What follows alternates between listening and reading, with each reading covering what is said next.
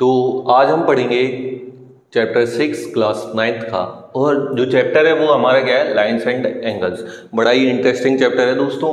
इसमें से कम मान के चलो 2 से 3 नंबर का तो लेंथी क्वेश्चन आ जाता है, थ्योरेटिकल में एमसीक्यू वगैरह आ जाते हैं। तो ये 6 से 7 नंबर का अप्रॉक्स मान के चलो चैप्टर इंपॉर्टेंट चैप्टर है। तो सबसे पहला पॉइंट क्या है हमारा कि चैप्टर का नाम क्या है, लाइन्स एंड एंगल। इसका मतलब लाइन के बारे में बात कर रहे होंगे और एंगल के बारे में बात कर रहे होंगे। अब लाइन के बारे में किस तरीके से, सबसे पहली बात आती है कि लाइन एक्चुअल में होती क्या है। सो लाइन एक ऐसी चीज है कि जिसका कोई भी एंड पॉइंट नहीं होता। मतलब इस साइड भी इनफाइनाइट तक बढ़ा सकते हैं और इस साइड भी इनफाइनाइट तक बढ़ा सकते हैं। लेफ्ट हैंड साइड में माइनस इनफाइनाइट तक और राइट हैंड साइड में प्लस इनफाइनाइट तक। अब अ लाइन है नो एंड पॉइंट। इसका मतलब क्या हुआ कि लाइन का क्या नहीं होता, कोई भी एंड पॉइंट नहीं होता। सेकंड बात आती है हमारी लाइन सेगमेंट के ऊपर। लाइन सेगमेंट क्या हुआ, मान के चलो ये कोई लाइन है हमारी। अब देखो ये लाइन है, इस लाइन में क्या हो गया कि इसका कोई मैंने पार्ट ब्रेक डाउन कर दिया, मतलब यहाँ से लेके यहाँ तक ये वाला पार्ट ले लिया, तो ये क्या कहला रहा होगा, लाइन सेगमेंट। इसका मतलब लाइन सेगमेंट क्या होता है, किसी भी लाइन का एक छोटा सा पार्ट जो है वो क्या कहला रहा होता है, हमारा लाइन सेगमेंट। लाइन सेगमेंट क्या है, line segment is a part of a line, it have 2 and point. इसका मतलब क्या हो गया, ये एक लाइन थी हमारी, इस लाइन का हमने क्या करा बताओ, इस लाइन को हमने अलग अलग पॉइंट से यहां से ब्रेक डाउन कर लिया। तो ये जो है ये क्या हो गया, एक लाइन का पार्ट हो गया। तो इसका मतलब ए भी क्या कहला रहा होगा, हमारा लाइन सेगमेंट। अब अगली बात आती है रे की। रे क्या होता है, विच है वन एंड पॉइंट। इसका मतलब हुआ क्या, देखो समझो।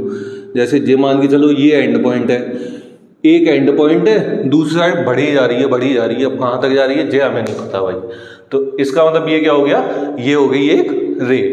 अब मान के चलो 2 रे हमने मिलाई, तो 2 रे कैसे, एक तो ए बी रे हो गई, दूसरी क्या हो गई, ए सी रे हो गई, जिसका कॉमन 1 पॉइंट होगा। मतलब जो इनका एक एंड पॉइंट है वो क्या होगा, दोनों में कॉमन होगा। और जब 2 रे को आपस में मिला देती है तो क्या हमारा फॉर्म होता है, एंगल फॉर्म होता है। अब देखो एंगल समझना बड़े ही शानदार तरीके से।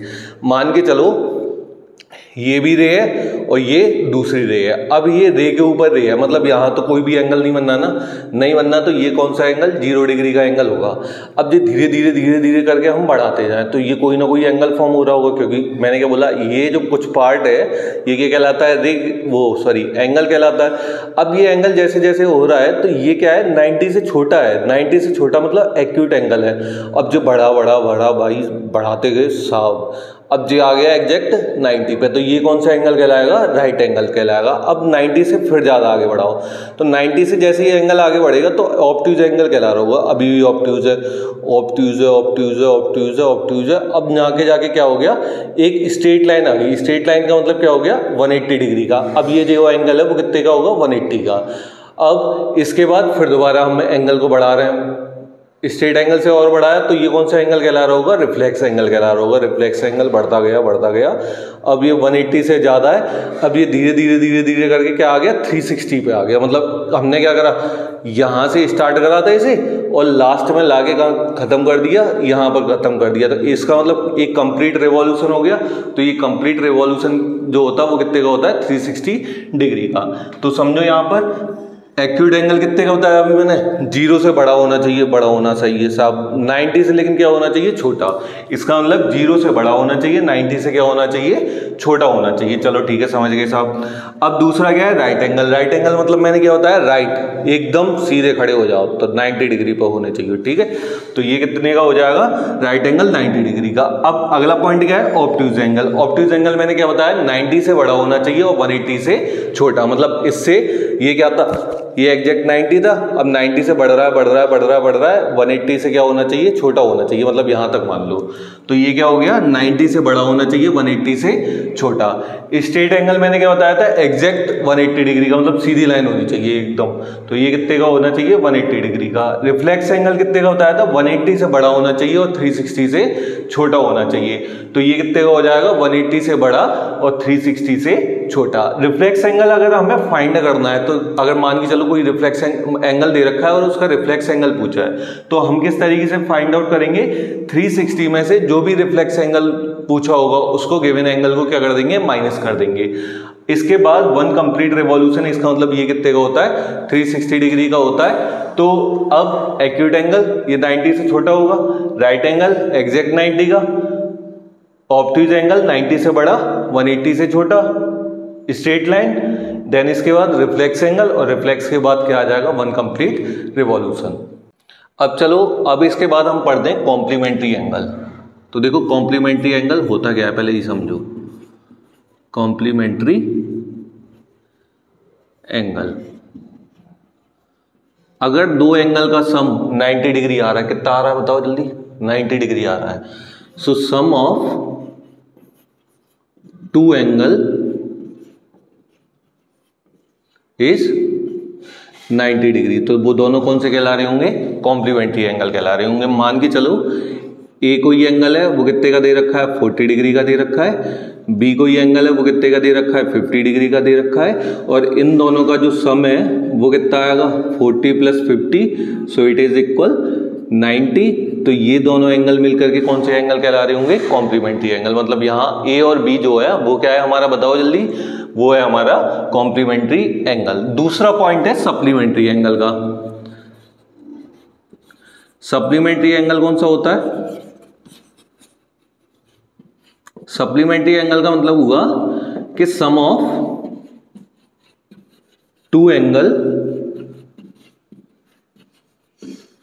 Is 180 degree. मतलब 2 एंगल का सम कितना होना चाहिए भैया बताओ, 180 डिग्री।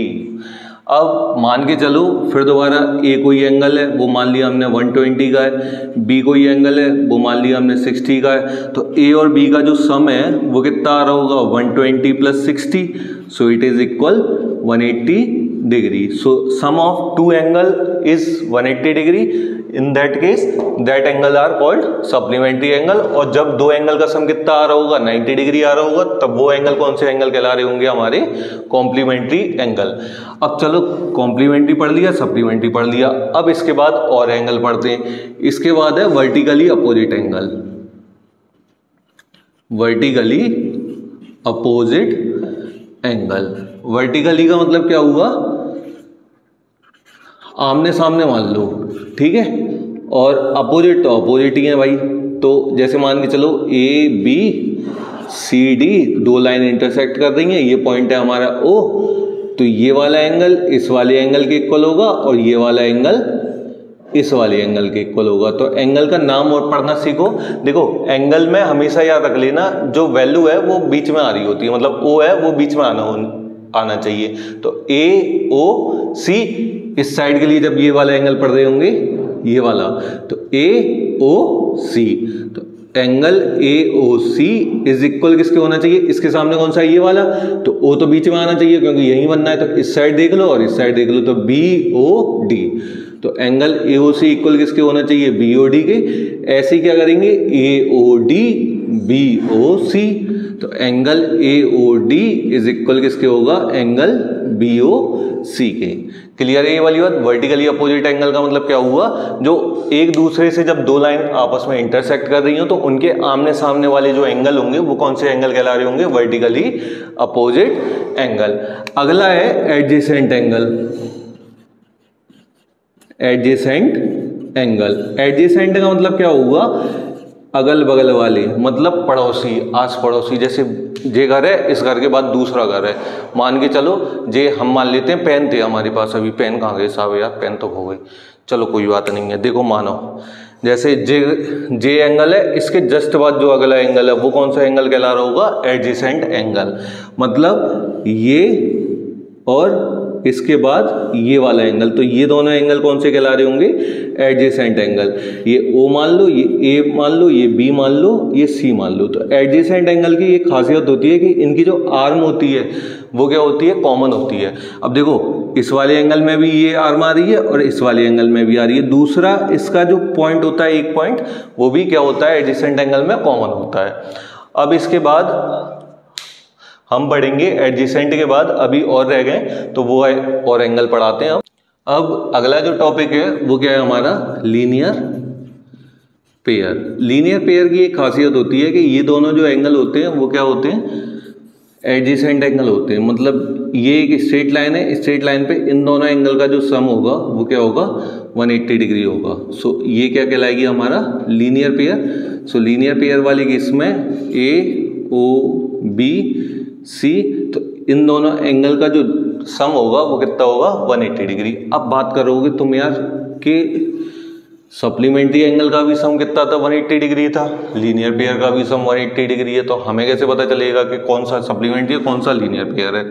तो देखो सुनो, सप्लीमेंट्री वाली केस में क्या था कि दो एंगल का सम हमें कितना होना चाहिए था 180 डिग्री। मान के चलो ये 60 था, ये कितना था 120 था, इन दोनों को ये अलग अलग हैं तो इन दोनों का जो सम है वो कितना आना चाहिए 180 डिग्री होना चाहिए।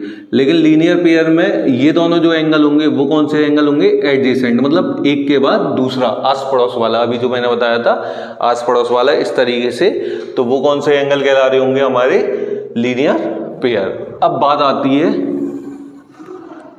देखो समझना, मान के चलो ये दो जो है पैरेलल लाइन है, मतलब कहीं तक भी बढ़ा दो कभी नहीं मिलेंगी। तीसरी जो है वो है ट्रांसवर्सल लाइन, ठीक है साहब, हमने मान लिया एल पैरेलल एम दे रखा है और पी जो है is a transversal line.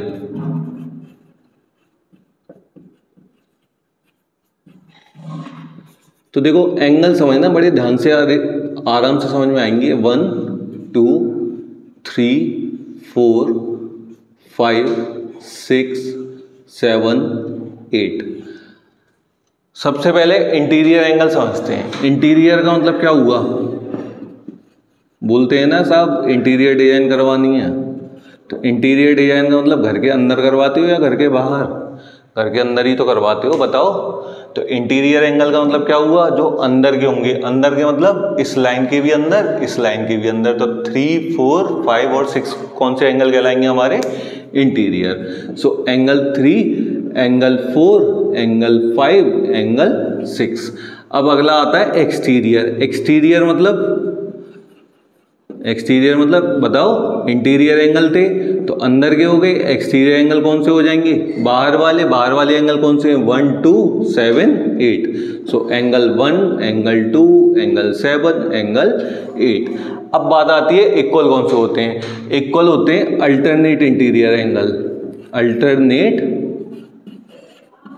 Interior angle. तो अल्टरनेट इंटीरियर एंगल कौन से होते हैं, इंटीरियर का मतलब मैंने बताया अंदर के, और अल्टरनेट का मतलब अपोजिट, मतलब 4 6 के होगा, 3 5 के होगा।